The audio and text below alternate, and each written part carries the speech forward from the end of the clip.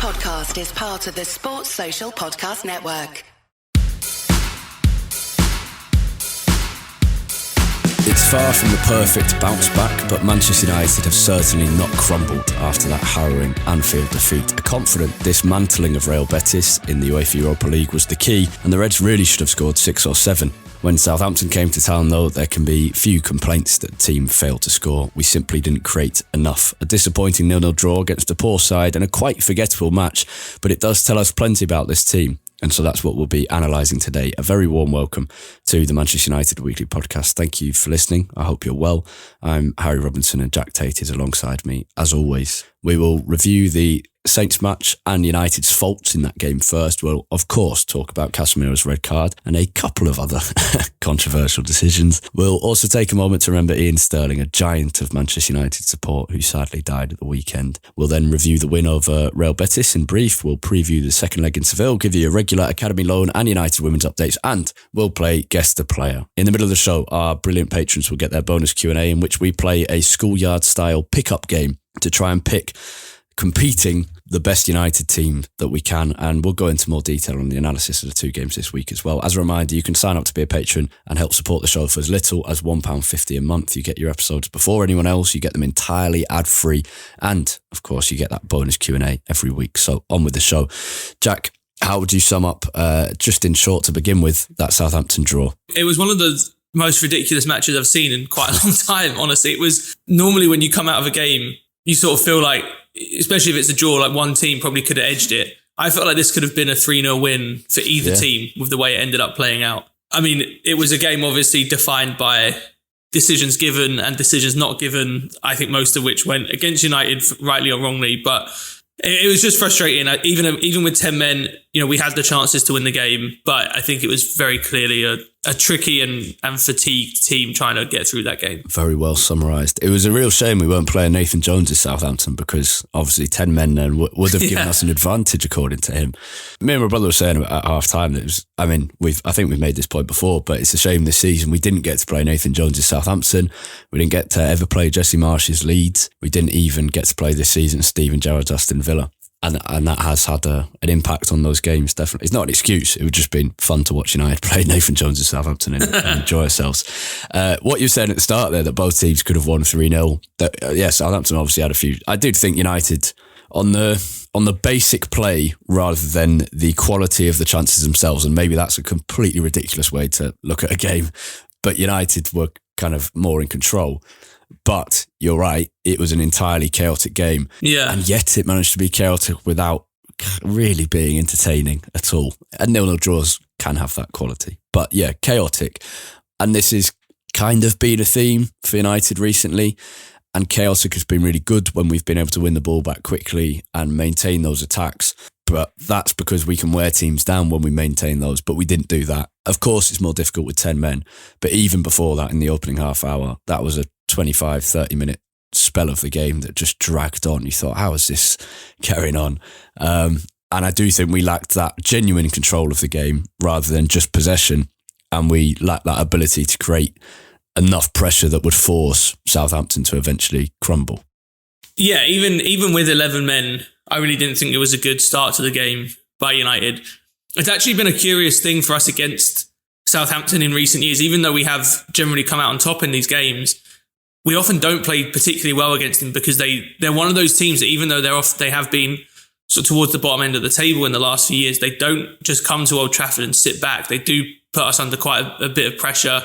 They weren't pressing us to a ridiculous degree, but we know that is probably the weakest part of this United team in possession, and they kind of played on that weakness quite a bit. We just weren't really able to build up from the back. I think Bruno Fernandes playing in a slightly deeper role, I think it works in a 3, but I think when he's in a 2 in midfield, as he was kind of alongside Casemiro with Sancho a bit more advanced, I think Fernandes and Casemiro, for all of their good things on the ball, and I think in transition especially, they're both brilliant.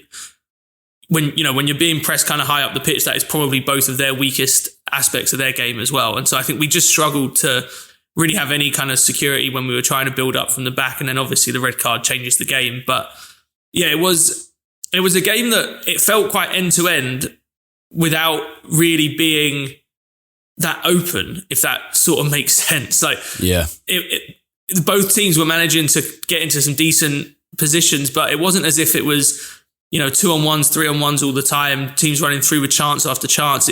It just kind of felt like the momentum kind of swung back and forth a lot. And I think what you said about the chaos in United games recently is a really salient point. I was just looking at our games as you were speaking then, and I think, really you have to go back quite far to find a game where you feel like United really controlled the game with the ball. Betis was probably the one recently, but before that, it's been a while really since we properly dominated a game in possession. Yeah, I don't think that's entirely surprising at all. That kind of matches with what we've seen developing throughout the season, which we've referred to quite a few times, where, again, when we previewed the season and Ten Hag arrived at United, we expected a kind of painful process of introducing those principles that we saw at Ajax and that style of play at Ajax, and we've barely seen that at all.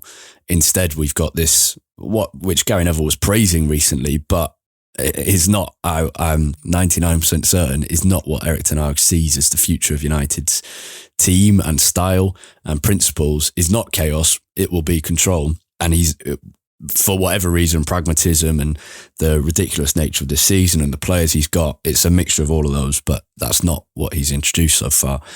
In terms of, before we get onto the Casemiro red, and we'll talk a little bit more about that you mentioned at the very start about the tiredness of the team mentally and physically, and then we'll talk about that after the red card. But in terms of just some little positives, I thought McTominay was very good when he came on. Yeah, some good definitely. Turns. This is about his level. Playing Southampton is the kind of game where McTominay can show what he's good at. But there were some really nice turns. Some contrasting performances elsewhere that summed up that chaotic element. Wan-Bissaka was some really lax passes and defending, but some moments where he showed just how confident he is at the moment, especially, I think it was a lofted Bruno ball. I think it was Bruno, and Wan-Bissaka chested it down on the edge of the box, on the right edge of the box, and took his man on. You just thought, this is a different player to the one that we've seen last year and in the last 18 months and even 6 months ago, or 3 months ago. Bruno as well, some brilliant balls, but too many risks taken where he suffered from that, conceding free kicks and chances. And as you said, Bruno at the base of that, Bruno deep.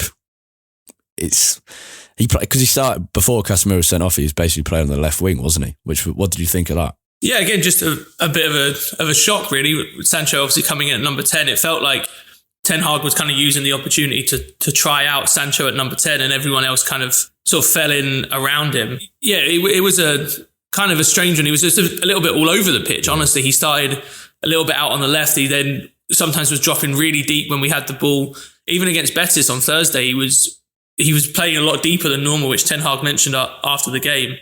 It just feels like he's kind of trying to figure out exactly where Fernandes can be the most effective in these different types of games. We spoke about it after the Liverpool game. It's working out where he's most effective, or using him as a kind of plug for areas of the team that he thinks aren't strong enough?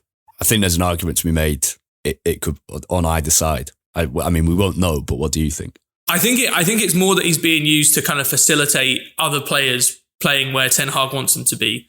I think in the case of playing out wide against Liverpool, I think in that game it was clear Ten Hag wanted Rashford up top, and that kind of meant he didn't trust our other options out wide, even though that's probably the area where we have the most depth. Against Southampton, I think it was clear, and he mentioned after the game, he talked a lot about Sancho playing at number 10. He clearly wanted to give that a bit more of a run. It's because if he's plugging gaps, I understand that playing him sort of deeper in midfield where we don't have the best quality. Sabitzer wasn't available for this game. Yeah. But playing him out wide, that doesn't really make sense to me as plugging gaps, because, sure, when you move Rashford up front, but then we still have Sancho, Garnacho, even Pellistri. There's still a lot of options in that area.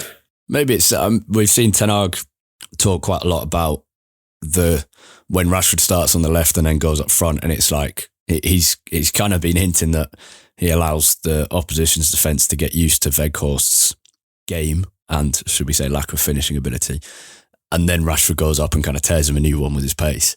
Maybe it's a similar idea, putting Bruno in that slightly different position. Let's talk about the red card. Red or yellow for you in one word first? Red. That was a very unsure red. Yeah. I would say yellow. I understand the decision, but I disagree with it because I think it's a VAR enforced red, because I think slowing it down like that unfairly changes the tackle. And this isn't the first one to... Casemiro is not the first victim of this change in football, but he also won't be the last. And I think it needs to be considered because, I mean, even then, in slow motion, you can see that, yes, he's airborne, but he's only going in with one foot. His foot in slow motion is clearly going towards the ball, and he's timed perfectly to win it, and he does win it, but its direction is also downwards. And it's only by winning the ball and the fact that Bella keeps his leg there that the ball pushes Casemiro's foot upwards, and so it connects with his ankle. Because I don't think there's uncontrolled force there. I don't think it's reckless. It's definitely unlucky. I can see why it would be given as a red, but I think what has infuriated Ten Hag and most United fans is seeing the many, many examples, even just this weekend, of similar tackles that went unpunished. Yeah, that's the thing. Ultimately, like we just want some consistency, and with VAR, that should be easier to achieve. It feels like it's almost becoming harder to achieve. I think this, for me, this is one that, as a former very low level bad player, I don't like seeing that given as a red card, because there wasn't any bad intent there. He did win the ball first, and I don't like that is now sort of completely ignored in a lot of slide tackles, whether you win the ball first or not. But as also a former low-level referee, I don't think, especially when you go and get sent to the monitor, I don't think in Anthony Taylor's position, I don't think you can possibly not send him off for that. Yeah. As soon as you see the studs connect halfway up the shin, I don't think he can get away with not sending him off. I think Casemiro is really unlucky because, like you said, he's going downwards. The initial tackle isn't very high, and his studs hit off the ball and then go upwards off of that ricochet. The counter to that is, well, he was still in sort of the top half of the ball and still goes over the top of the ball, even though it comes off. So that's kind of the counter argument. But I think that would be the referee's explanation would be you need to go in low down. Exactly. And he should, to be fair. It's Casemiro. We know how good he should be. The only part of this decision that I'm actually annoyed at, because I was obviously frustrated that he got sent off, but I can completely understand why he was sent off. The only bit of it that I was actually annoyed about was that when Anthony Taylor got sent to the monitor to watch it, he was only shown the angle from behind, when you can't really see Casemiro's foot hit the ball. You can only see the foot go into the shin. But if you watch it from in front of it, where sort of Casemiro's running towards the camera, you can very clearly see him win the ball.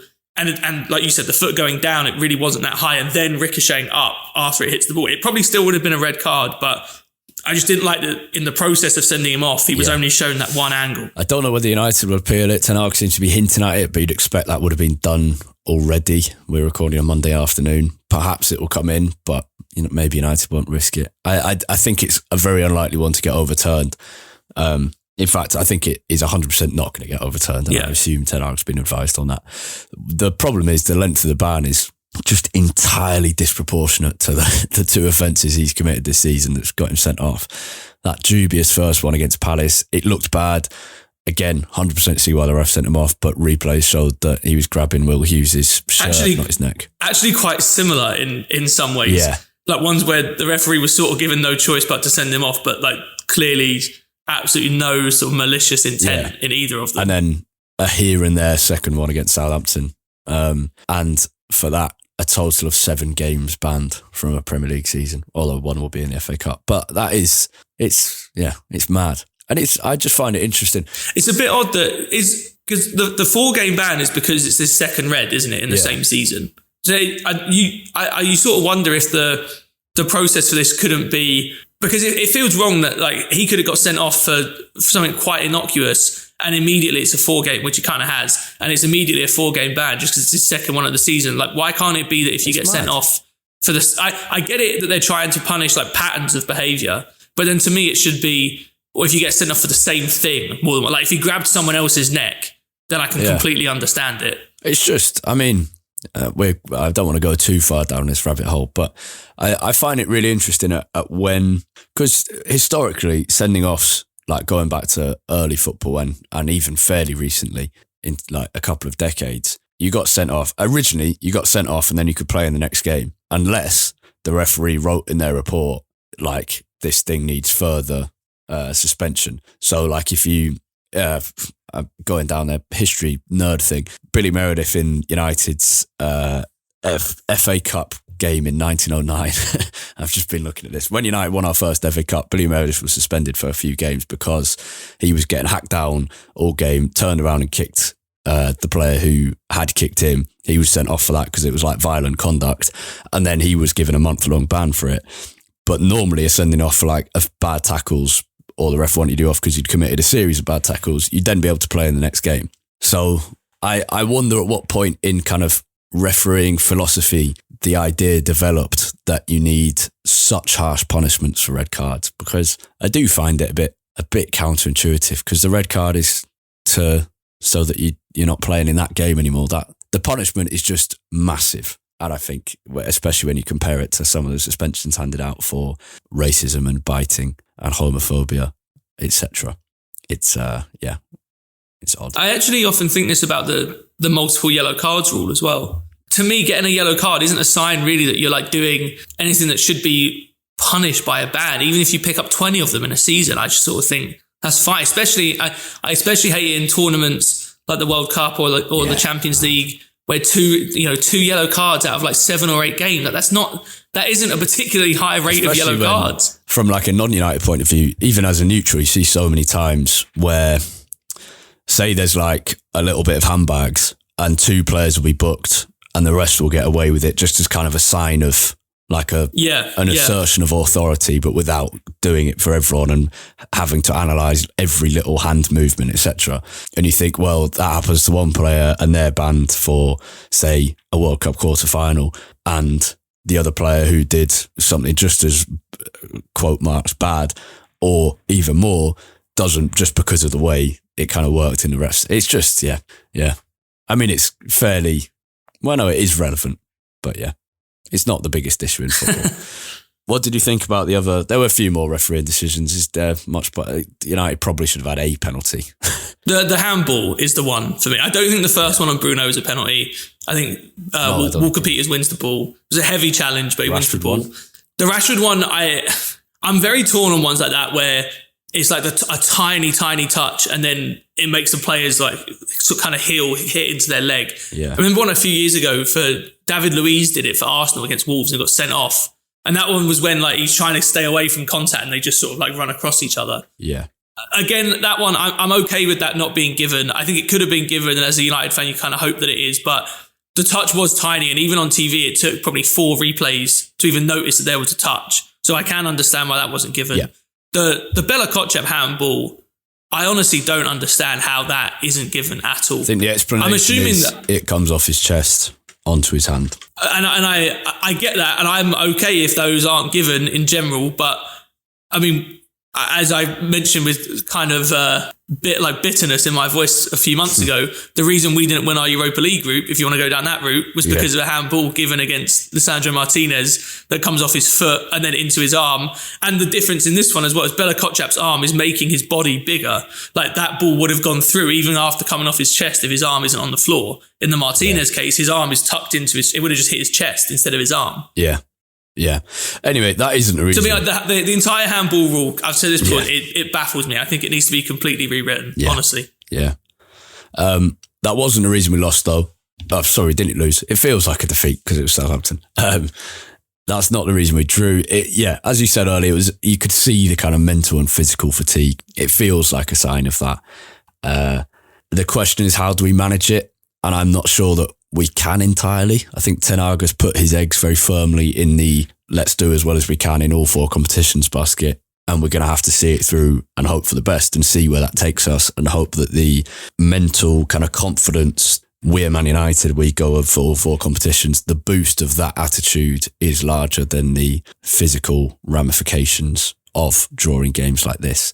And the truth is, what I mentioned briefly earlier, that Ten Hag isn't rotating because he's yet to really instill those key principles into this team. And so the success of United, and we've seen this, and this is why Casemiro is going to be such a massive miss for these 4 games, but also the same would be true with Rashford and Martinez, Varane. The success of this team at the moment is so reliant on relationships between specific players. There are obviously many things being worked on at Carrington, and we've seen evidence of that. But it's not a perfect system at the moment, ready for any player to come into. So you'd expect changes on that front next season. But at the moment, we're pretty reliant on the same 11. Ten Hag is putting everything into this kind of one starting 11 with 1 or 2 changes every week. And it's showing. But we're still in the FA Cup, quarter-final coming up. Real Betis, we've won the League Cup. We're 3rd in the Premier League. It's going quite well. Yeah, it is going quite well still from a big picture. It's just it's been a bit of a deflating, well, obviously week, but even I think a little bit before that, we could see the performances slipping a little bit. I think that week of winning against Barcelona, then beating Newcastle in the Carabao Cup final was obviously just a big, mentally very tiring week for United, and it especially then coupled with the very different kind of tiring, but also very mentally tiring hammering at Liverpool. I think, it's understandable that United had a little bit of a sort of come down match. I think Betis was obviously riding on the sort of redemption and defiance from the Liverpool game, but the Southampton game I think was understandably a bit more of a sort of come down performance for United. It is a concern going forward though. This is already a thin squad that's now getting hit by more and more injuries. We've already got, Eriksen, Van der Beek out for the season. Sabitzer wasn't available for this game. Garnacho now might be out for a while.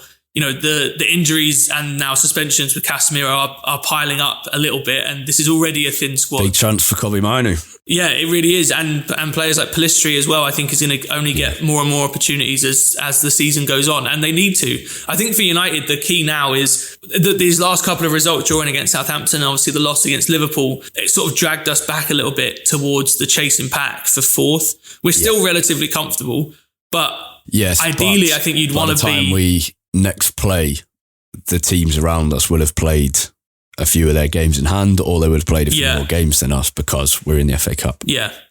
So, I think we currently have 1 game in hand on Tottenham already. I think they probably play next weekend off the top of my head because they're not in the FA Cup anymore.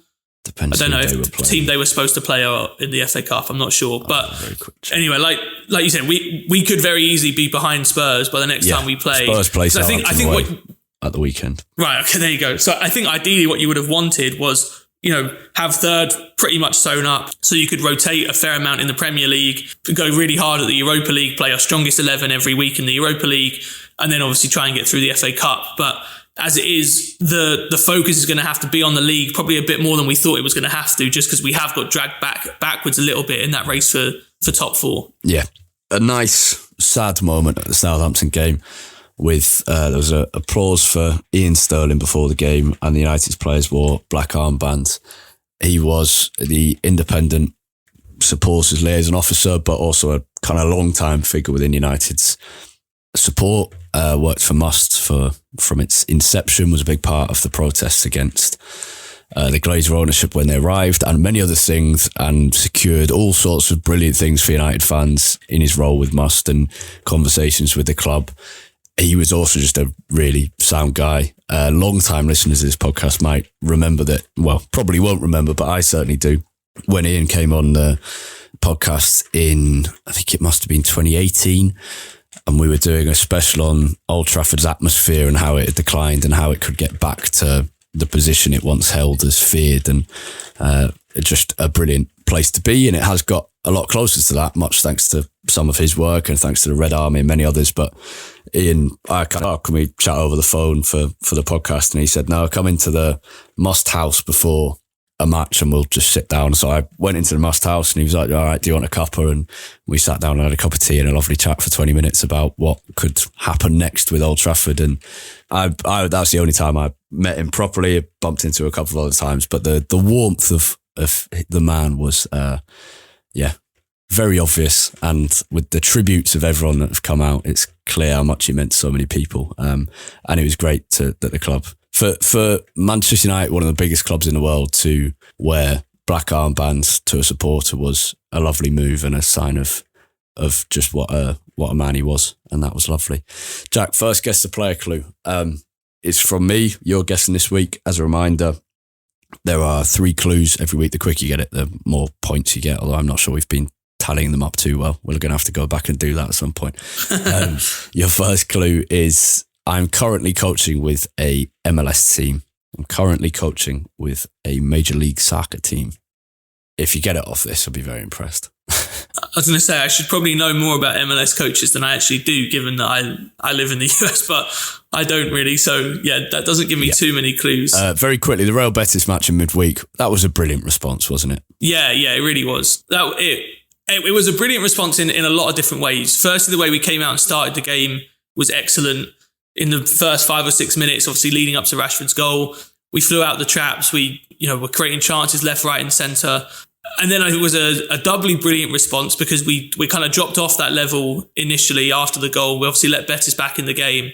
And then to come out after half time and respond in the game the way that we did as well, I thought was absolutely excellent. It would have been really easy, kind of the first sign of hardship in that game to crumble given what happened last week at Liverpool. But to come out after half time, show really, really good resilience and play some amazing football in that second half was, a massive credit to the team. Yeah. And we should have scored 7. We created so many chances and we really, really should. It's a brilliant result. It's great to take away from home. And we should be very confident going into the second leg, but we properly could have put that tie to bed fully with another couple of goals. The Anthony one-way shot. Yeah, it's ridiculous. Passing to, I think, Rashford and Bruno away. They're all sorts. But Anthony, a brilliant goal. It was a pretty typical Nani-esque performance from him. Yeah, becoming a pretty typical Anthony performance, spectacular and extraordinary, but mess up the easy bits. I was delighted for Weghorst. Absolutely buzzing for him. And Polistri, buzzing for him as well. 2 lovely things to see. Yeah, brilliant for both of them. They massively deserve it. Weghorst, in particular, just for him to have that moment in front of the Stretford end, and you could see how much it meant to him to score that goal.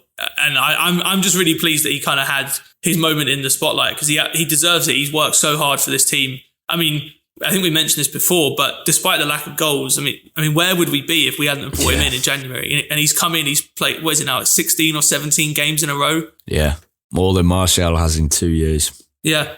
Ridiculous. I think there's been plenty of discussion on the Betis game, so we won't linger on it. I'm going to give you a second guess the player clue as a reminder, even though it was only a minute ago. The first one was, I'm currently coaching with an MLS team. And the second is, I'm a World Cup winner. Oh, you're not giving me much to go on today. World Cup winner. Okay, well, I'm trying to think back to when Martinez won the World Cup. There were all these articles about United players that had won the World Cup. But I guess that would be why they were at United. That's not necessarily the case here. There is one player floating around in my head who I saw an article about the other day, and I think so I'm thinking about Kleberson because I'm pretty sure Kleberson went to the MLS after, like, a long time after he left United. I have this memory of him playing for Philadelphia Union.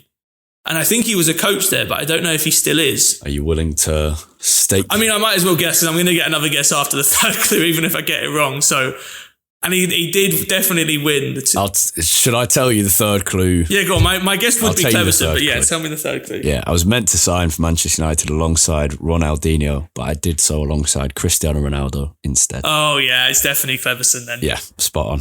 Nicely done. Is he still at Philadelphia Union? No, he was coached there for a while. You're absolutely right. He played there at the end of his career, and he's now I think he's at New York City now. Oh, okay. I only know the Philadelphia Union connection because I live right across the road basically from Soldier Field where Chicago Fire play in the MLS. And I watched Chicago Fire play against Philadelphia Union last season. And so I was just like looking them up a little bit. And that's when I figured out or saw that Kleberson used to play for them. Nice. He's currently assistant coach of New York City underneath okay. Nick Cushing, who is manager of Manchester City's women's team recently. Did a very good job there. Right. And I have absolutely no idea what kind of a job he's doing at New York City.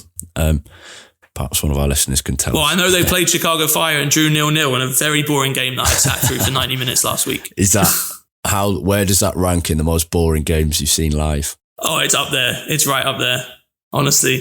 My one. Actually, number one would be last season, I sat in the pouring rain at Chicago Fire against FC Dallas in the worst 0-0 I've ever seen in my life. Wow. That is rough. The worst game I've ever seen. I was in the pouring rain on Saturday. It was one of the benefits of United's match getting moved to Sunday. I saw West Didsbury and Chorlton against Ascot United in the FA Vars quarterfinal. Wow. Promised to be a great game. It wasn't. It was quite boring. It was 1-1. And then Ascot United won on penalties. It was West Didsbury, my local non-league team, and very fun to go to. But yeah, it shut it down. And it was, I think the Met Office feels like temperature was -1, -2. It was a pretty bleak experience. I've got to say, actually, a good crowd there, nevertheless. Another one that's up there for me. It definitely isn't the most boring game that I've been to, just because the occasion meant it couldn't be that bad. But in terms of the actual 90 minutes of games, the 2007 FA Cup final, I went. It was the first one at Wembley, and it was when Drogba scored in extra time, and it was an awful game, just terrible. Yeah, my mum and dad were at that one, and my mum's convinced that she's a Wembley curse. So she refused to, despite being offered a ticket, she refused to come to the League Cup final, the recent one, because she saw us lose the 2007 final, she saw us lose the 2018 final, and she came to Spurs away and saw us lose at Wembley as well. Jeez. I think there might have been one more, but so she's only seen United lose at Wembley at least 3 times, maybe 4, and she's convinced that she's a curse. So she refused to come, and we said, well, this is really bad, because if we beat Newcastle, which of course we did, that's going to confirm it, yeah. Confirm your assumptions, and now you can never come. But hopefully there'll be a community shield at some point that she can come to without quite as much. What if she goes to, because I was going to say, I've only ever seen United lose at Wembley, but I've seen other teams that I've been supporting win at Wembley. What if she went to like an England game, and if England won, would that lift the curse? I don't think so. No, I think it's got to be United. We'll see. Hopefully we can convince her at some point. Anyway, she's coming to the Fulham game. Hopefully she can see us win in the Cup, just not come to the Maybe final. The curse will extend to stopping United even getting to Wembley in the first place now. Yeah, I wonder, has she been? She must have been at a cup game in which, maybe not. I would expect she's been at a cup game before in a season we've got to Wembley, but I can't be 100% sure on that. Right. Yeah. She was at the Forest game earlier this season, but not in the Carabao Cup. I was just thinking if she was at that one. But yeah, she was at the league game, and we won that one. So hopefully all good. I'm not sure she's seen us lose too many at Old Trafford. Although she was at the... I mean, this season we don't lose at Old Trafford since the first day. Right, let's go. I mean, yeah. Let's go into big detail Patreon Q&A, and then we'll have a youth loan and United women roundup, because they played Chelsea in a potentially title deciding match at the weekend. This March, take your first shot at college hoops with FanDuel Sportsbook and get 10 times your first bet amount in bonus bets up to $200. That's right. Just bet $20 on the bracket and you'll land $200 in bonus bets, win or lose. Sign up today and make every moment more with FanDuel, all tournament long. 21 plus and present in Virginia. First online real money wager only. $10 deposit required. Refund issued as non-withdrawable bonus bets that expire in 14 days. Restrictions apply. See full terms at FanDuel.com/sportsbook. Gambling problem? Call 1-800-GAMBLER. Football Social Daily. We spoke to former Tottenham and Wigan defender Pascal Chimbonda on Football Social Daily this week, and despite his laid-back reputation, he claims he wasn't the laziest at Spurs. Berbatov, wow, that player is a class player, man. Pepper says he's lazy. Was he lazy in training or not? Yeah. I was lazy in training, but he was worse than me in training, lazy. Everything he do is class. You see when he was a player at Man United? Wow. You can hear Pascal's stories about Modric, Zinedine Zidane, and exactly why he always wore gloves on Football Social Daily, available now wherever you get your podcasts. Football Social Daily, the Premier League podcast. Okay, back from the Patreon Q&A. Very interesting one. 2 schoolyard pickup teams, which gave an interesting insight into what we think about certain players as well. Let's have an academy roundup. Well, a very short one. United's under-21s were due to play Leicester shortly after we record here, but that game's been cancelled due to a waterlogged pitch. You might be able to hear in the background rain thumping down on my window, so it's not entirely surprising that's been postponed. Jack, loan news, Charlie Savage, big headline. Yeah, Charlie Savage, the really the only headline, honestly, from the week. He'd already won February Player of the Month for Forest Green, like we mentioned in the last episode. And then he went on and scored his first senior goal for the club on Saturday as well. Don't know if many of you have, probably a lot of you have already seen this good clip of Robbie Savage, obviously Charlie's dad, on BT Sports equivalent of Soccer Saturday, whatever that show is called. It's celebrating Charlie's scoring. It was a great moment. You can see Robbie Savage is clearly quite emotional at it. And so it's just a lovely moment and a good moment for Charlie Savage, although Forest Green still went on to lose 3-1 and they still haven't won under Duncan Ferguson and since Charlie Savage has been there, which is a bit of a struggle. How far off are they? I'm assuming they're in the relegation zone. They're bottom and by quite a bit as well. I think they are, off the top of my head, I think they're about 10 points from safety. Okay. I was going to say, is there any hope for them? It doesn't sound like there's a great deal. But they're 12 points off safety. This is kind of, it's interesting that there's been so many teams recently who have done like so well in getting promoted a few divisions. Some even like Fleetwood Town, who got, I think, 9 promotions in 11 seasons or something. And Salford City would be another example. Forest Green, another example where you can get promoted into the Football League and you can get promoted out of League 2, but getting promoted out of League 1 to the Championship is so difficult, and even staying up in League 1 is so hard, even if you've had a really good few years and you've got decent money behind you. It's just, it's pretty merciless. As for United women, lost 1-0 to Chelsea in a big game. Sam Kerr scored the only goal of the game after 23 minutes. Ex-United player Lauren James with the assist, Kerr with a brilliantly timed run, and then just a absolutely brilliant finish, lifting it pretty much on the volley over Mary Earps and into the far corner. United manager Mark Skinner was left unhappy with 2 decisions in particular. He claimed that the referee had lost United a couple of points. Nikita Paris seemed to be fouled by Buchanan in the first half, and he certainly had a point. United controlled possession for long periods, limited Chelsea to few opportunities really, but never looked like breaking down the Blues' defence. Ella Toone got through once, but put it wide. Chelsea are now top of the table by 2 points with a game in hand still. United are level on 35 points with Manchester City. We are ahead by some way on goal difference, but level on points. Arsenal could now draw level on 35 if they win their game in hand as well. It's all suddenly got very tight, and Chelsea remain the favourites. And United must not drop out of that top 3, and it's getting a little bit nervous. So Mark Skinner's going to have to manage that very well, and because dropping out of the top 3 would have massive ramifications. The 3 teams at the top of the WSL going to the Champions League.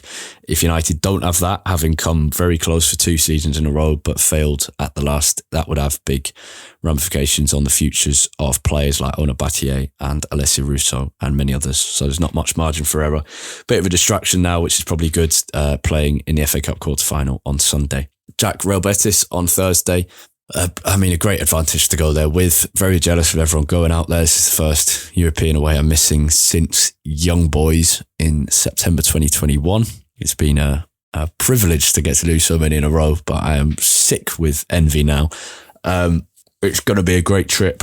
I'm just going to check the weather forecast again, but I'm pretty sure Reds going there can expect kind of nearly 30-degree heat. See, I wouldn't do that if I were you. You're just going to make yourself jealous again and tempt yourself into buying a last-minute ticket. If the opportunity to buy a last-minute ticket was there, I would have done. But it's a shockingly difficult route to make. And I know there are United fans who are trying to do their first European away, and this is a good one because it's gone down to 0 credits, but haven't because the routes there have been just surprisingly tricky or expensive. And that's why I'm not doing it as well, because I've been to Seville, we've been to Spain loads, and it's looking at like a £400-500 trip, and don't have that money. But it's going to be 25 on Thursday on match day, bit colder on the Friday, possibly even rain on the Friday. Brilliant, love to see it. But 25 on Wednesday and Thursday. Going to be a great trip. It's a great city. It was a great first leg. You have to be confident, but can't concede early on, and because that'll be a top atmosphere there. Yeah, Betis fans are some of the best in Spain, probably behind Barca and Real Madrid, arguably the next sort of biggest set of supporters, or maybe next best anyway. It's just another case of just needing to control the game, just manage it. Like you said, don't concede early, and have to be very confident going into the game. I think in some ways Casemiro being banned now domestically sort of helps cure a little bit of a headache for this game, because I think it's tempting to go in and make a lot of changes because we do have such a big lead. Casemiro is the perfect person to have for a scenario like this, holding on to a lead. He'll be there to sort of calm things down, mop up any danger, get us going the other way in transition as well. And obviously there's now no doubt that he'll start, given that he's banned for the next while. I wonder if we'll see... I expect to see a few changes, but not massive. Yeah, I wonder if we'll see... This is kind of a more hopeful suggestion than a realistic, but I wonder if we'll see Mainu alongside Casemiro as a kind of way to ease him in, potentially ahead of starting or coming off the bench more regularly in the next couple of weeks. It's an interesting one. Yeah, I think... But equally, Ten Hag might want McTominay or Sabitzer to play to build some rhythm ahead of Sunday. So I don't think Mainu will start, but it would be quite a good way, going in confident with a 3-goal lead, playing alongside just the best man on the planet, and getting some real experience and developing a bit of rhythm himself. Yeah, I think if any sort of young fringe player is going to start, I'd probably say the most likely one is Pellistri after a couple of good cameos. Especially with Garnacho probably missing. Yeah, exactly. And it's quite an easy one because he does naturally play on the right, and so it's just he doesn't have much competition. Quite frankly, we'd have so few players that naturally kind of play out there. I expect probably Weghorst to start. I imagine Sancho will probably start as well, whether it's on the left or at number 10, we'll see. Rashford is a bit of an interesting one. It feels like a game that there's just so few opportunities to give Rashford any kind of rest. It feels like a game where you could afford to probably leave him on the bench and bring him on at half time if things have got close. But Ten Hag may view it the opposite way and say, give him 45, 60 minutes, try and get a goal or two and completely kill the tie and then come off in the second half. Yeah, it's a very interesting one. Pellistri's been exciting, hasn't he? Yeah, he has. I mean, his cameo against Betis was great. And to be fair, obviously that was sort of the most high profile moment that he's had in this season. But actually, every time he's come on, I think he's done really well. There was one, I think it might have been in one of the cup games in January. Yeah. Was it when he came on and did really, really well for 10 or 15 minutes then as well? He's because you've obviously got Pellistri on one side, Garnacho on the other. And it's interesting because they're two really exciting young wingers, but neither of them are that skillful. I don't know. They are that skillful. Yeah, neither of them are that skills heavy or trick heavy is probably the better way of describing it. Garnacho is that raw pace and acceleration, but Pellistri has this kind of slightly different ability. Pellistri is all about close control. Yeah, that close control it's like I said to my brother and my mates at the game.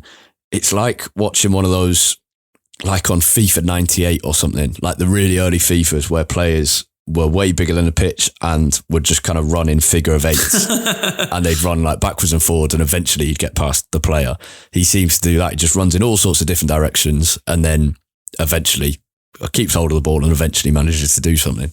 And it's such a different kind of style of winger to watch, but I'm really enjoying it. And he's just got such a low centre of gravity. He can just change direction so quickly. It's so useful to bring him off the bench for Antony in that right wing position because you go from defenders defending a purely left-footed player to someone who might actually cross the ball in with their right foot and go to the byline. So, he's a really valuable... And with Antony, most of the stuff is in front of you as a defender as well, partially because he wants to cut inside all the time. Pellistri's the complete opposite. Yeah, absolutely.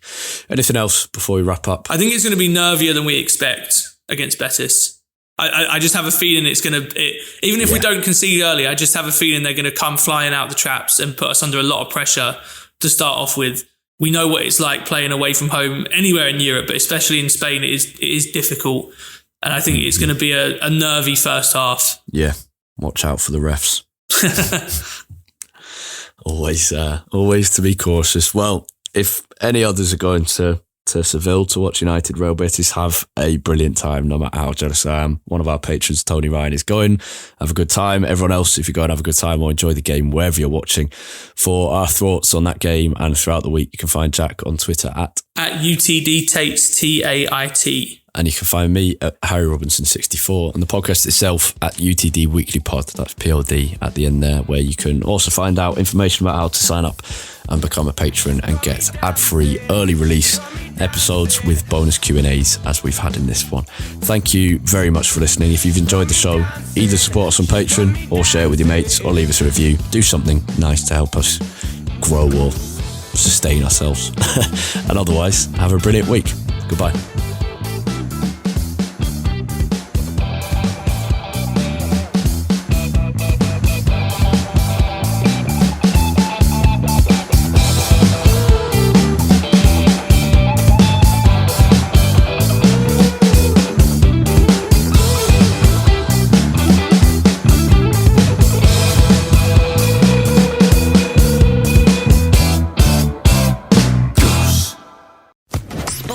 Social Podcast Network.